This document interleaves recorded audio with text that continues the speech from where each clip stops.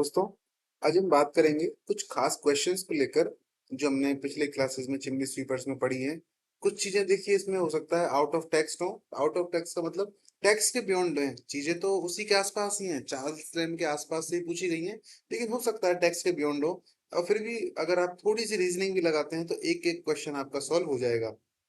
देखिए, पहला क्वेश्चन है, what is the primary theme of the essay. तो आपको पता होना चाहिए इसकी प्राइमरी थीम क्या है। क्या इसमें बच्चों का दुख दिखाया गया है क्या, या फिर इसमें कोई इंडस्ट्रियलाइजेशन, किसी औद्योगिकरण का इम्पैक्ट, उसका प्रभाव दिखाया गया है, या फिर इसमें ब्यूटी ऑफ नेचर दिखाई गई है, या फिर चार्म दिखाया गया है इनोसेंस ऑफ चिमनी स्वीपर्स का। तो देखिए इसमें दिखाया गया है क्या, क्योंकि इसमें अगर आप दो ऑप्शंस में कंफ्यूज होंगे, एक तो ऑप्शन नंबर ए, एक ऑप्शन नंबर डी। तो देखिए बच्चों का दुख है, मैं मानता हूं कि बच्चों का दुख है, लेकिन आपके हिसाब से एक चीज जरा सोचिए कि बच्चों के चेहरे की खुशी, उनकी मासूमियत किनकी, चिमनी स्वीपर्स की, ये नहीं दिखाई गई क्या। तो वास्तव में आंसर क्या रहेगा इसका, डी। अगला क्वेश्चन कहता है कि how does Charles lamb describe the young chimney sweepers. अब आपको अच्छी तरह पता है कि अब जरा दिमाग लगाइए एक मिनट के लिए कि चिमनी स्वीपर्स एक्चुअल में क्या है। क्या वो एग्रेसिव है, क्या वो रिबेलियस है, आक्रमणकारी प्रकृति है क्या उनकी, या फिर वो खुश रहते हैं। तो खुश तो नहीं रहते हैं वो, नहीं वो आक्रमणकारी हैं। क्या वो थके हुए रहते हैं, अगर थके हुए रहते तो बेचारे सुबह सुबह उठकर सुबह होने से पहले कैसे निकल कर चले जाते। हाँ, वो साइलेंट रहते हैं, वो आमतौर पर कैसे रहते हैं, सोरोफुल रहते हैं। तो देखिए ये आप नोटिस कर लीजिएगा इसको, और ऊपर वाले का क्या लगा लीजिए, the charm and innocence of sleepers. अगला प्रश्न क्या कहता है, what is Lamb's tone throughout the essay. जो चार्ल्स लैम्ब की क्या टोन है बताओ पूरे ऐसे में। क्या उसने कोई साइंस की बातें करी है क्या, नहीं करी है। क्या उसने किसी तरह की कोई भावनात्मक बातें करी हैं क्या, तो ह्यूमर की बात तो उसने करी है, बहुत शानदार शानदार ह्यूमर उसने इस्तेमाल किए हैं।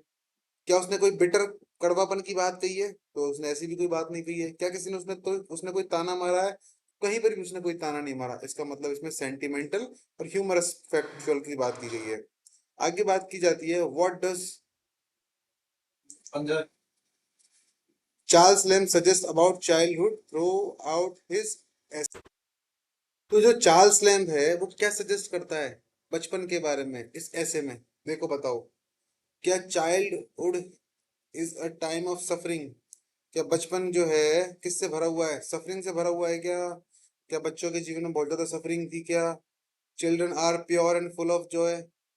बच्चों में बच्चे क्या थे, प्योर थे। हाँ बात तो सही है भाई, बच्चे प्योर तो थे, उनमें आनंद भी था भाई। आनंद के सिंबल तो हमने देखा ही था, चिमनियों में घुस जाते थे। और प्योर तो उनका जीवन था, किसी भी तरह की हमने कैसी भी मैलाइस उसमें देखी नहीं है, कोई ईर्ष्या का भाव हमने उन्हें उसमें देखा ही नहीं है अभी तक। Children must be discipline strictly, ऐसी कोई बात की थी कि पूरे वर्क में कहीं पर भी ये बात ही नहीं हुई कि डिसिप्लिन रहना चाहिए बच्चों को। या फिर ओनली वेल्दी चिल्ड्रन, केवल संपन्न बच्चे हैं, जो संपन्न परिवारों के बच्चे हैं वही खुश रह सकते हैं, ऐसी भी कोई बात पूरे उसमें नहीं की गई थी।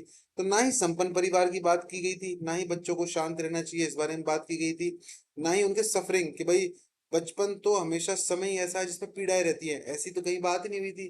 ठीक है, चिमनी स्वीपर के जिंदगी में पीड़ाएं थी, इसमें कोई दो राय वाली बात नहीं है, लेकिन क्या हर बच्चे की जिंदगी में सफरिंग रहती है, तो ये तो गलत है। इसका मतलब चिल्ड्रन जो है आर प्योर, वो एक शुद्ध आत्माएं हैं एंड फुल ऑफ जॉय, आनंद से भरी हुई हैं। Option number B. आगे, what genre does in praise of chimney sweepers belongs to. कौन सा जॉनर बिलोंग करता है in praise of chimney sweepers से, बताओ। क्या ये पर्सनल ऐसे है क्या, हाँ ठीक है भाई, पर्सनल ऐसे तो है कहीं ना कहीं थोड़ा बहुत। कि भाई उसको ऐसा लगता है कि भाई चिमनी स्वीपर जो है मेरी जैसी कहानी ऑलमोस्ट ऑटोबायोग्राफी है, ठीक है, ऑटोबायोग्राफिकल भी है। नोवेल नोवेल तो कहीं भी नहीं है और ट्रेजेडी भी कहीं नहीं है। कोई दुखांत है क्या इसका, कोई भी दुखांत नहीं है। ठीक है, वो जेम वाइट मर गया, बच्चों के लिए चीजें, लेकिन चीजें चल रही हैं, लेकिन हो सकता है उस पैटर्न से नहीं चल रही हैं। इसका मतलब बहुत ज्यादा चार्ल्स लैम्ब को ऐसा लगता है कि मेरे खुद के जीवन के बारे में है ये, इसलिए क्या है, एक पर्सनल ऐसे है। How does Charles Lamb use humour in essay, बताओ कैसे यूज करते हैं वो ह्यूमर को। अटैक करते हैं कि गवर्नमेंट पॉलिसीज पर। कहीं भी पूरे वर्क में हमने गवर्नमेंट पॉलिसीज नाम का फ्रेज पढ़ा ही नहीं है। क्या वो रिडिक्यूल करते हैं, मजाक उड़ाते हैं चिमनी स्वीपर्स का। अगर मजाक उड़ाते तो ये वर्क लिखते ही क्यों, ये भी गलत हो गया। क्या वो क्रिटिसाइज करते हैं कि इंडस्ट्रियलाइजेशन को, औद्योगिकरण की कहीं निंदा करी है कि उन्होंने, कहीं भी नहीं करी है। या फिर वो हल्का कर देते हैं, लाइटन कर देते हैं सीरियस सब्जेक्ट को। हाँ, मुख्य मुख्य बिंदुओं को बहुत हल्का करके बता देते हैं, जैसे कि चिमनी स्वीपर की मुद्दा बहुत मुश्किल था, या फिर वो रेक जो अमीरजादे हैं उनकी कहानी बड़ी मुश्किल थी, लेकिन कितने लाइट मैनर में चार्ल्स लिम ने ये बातें बता दी, इसका मतलब light in the serious subject. आगे बात करते हैं, what is the narrative perspective of the ऐसे, क्या है इसका नैरेटिव पर्सपेक्टिव, बताओ जरा। कितनी बार मैंने पढ़ाई है ये बात, कितनी बार, अगर थोड़ा सा भी आपको हल्का सा भी ग्रामर का नॉलेज है तो ये क्वेश्चन रुकेगा नहीं आपसे किसी भी स्थिति में। इसका है फर्स्ट पर्सन। मैंने कहा था ना स्टार्टिंग में, आई, इस वर्क की शुरुआत ही कहाँ से हुई थी, I would like to meet a sweep, कि भाई मैं एक चिमनी स्वीपर से मिलना चाहता हूँ, मैंने कहा तो फर्स्ट पर्सन प्रोनाउन का यूज किया गया है, बस यही यूज हुआ है। How does Lamb create sympathy for chimney sweepers, बताओ कैसे यूज करते हैं लैम। क्या वो डेपिक्टिंग, डेपिक्टिंग का मतलब चरित्र चित्रण करते हैं ऑफ सफरिंग, उनके दुखों का, विविडली, बड़े स्तर पर, क्या बच्चों के दुखों को दिखाते हैं क्या वो, या फिर वो डिमांड करते हैं उन कानूनों की जो प्रोटेक्ट कर सके उनको, ऐसी तो कोई बात उन्होंने की नहीं दोनों में से। या फिर वो ग्लोरीफाई करते हैं उनकी इनोसेंस को, हाँ इनोसेंस को ग्लोरीफाई करते हैं, क्या आता ना, पुअर बच्चे, पुअर ब्लॉट्स, बेचारे डिम स्पेक्स, इनोसेंट ब्लैकनेसेस, ये सारे के सारे फ्रेज इस्तेमाल किए हैं ग्लोरीफाई करने के लिए। या फिर वो पोर्ट्रे करते हैं them as a weak and helpless, क्या उन्होंने कहीं भी कमजोर बताया है क्या चिमनी स्वीपर्स को, कहीं भी नहीं बताया है। कहीं भी असहाय बताया है उनको, कहीं भी नहीं बताया है। इसका मतलब वो ग्लोरीफाई करते हैं उनकी इनोसेंस को, उनकी शालीनता को, उनकी सभ्यता को, उनकी मासूमियत को। अगला प्रश्न, व्हाट डज, तो इसका मतलब ग्लोरीफाई करते हैं उसकी इनोसेंस को।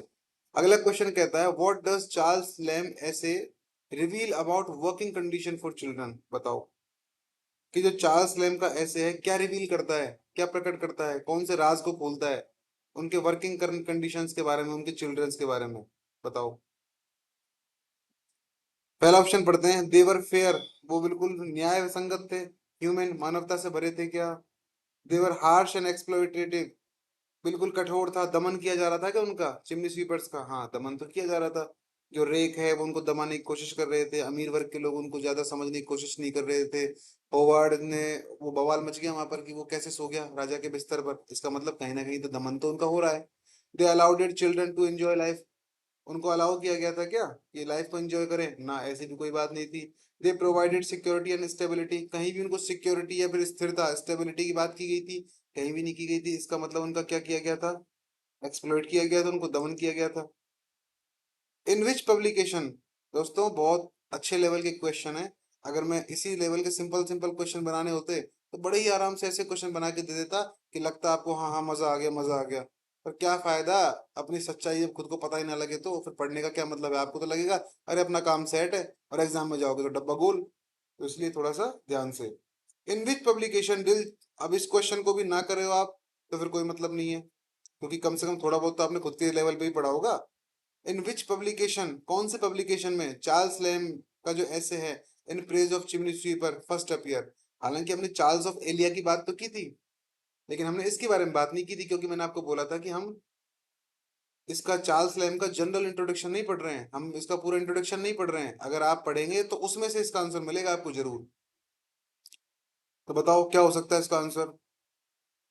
लंदन मैगजीन, लंदन मैगजीन में सबसे पहली बार उनका ये जो ऐसे है ना चिमनी स्वीपर, पहली बार दिखाई दिया था लंदन मैगजीन में, ध्यान रखने की बात है बस आपको।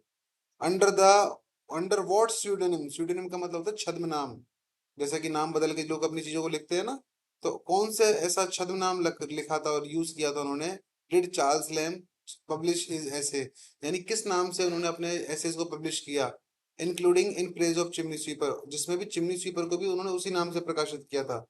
इसका तो आपको पता होगा, मैंने यूज भी किया था, इसके बारे में बताया भी था।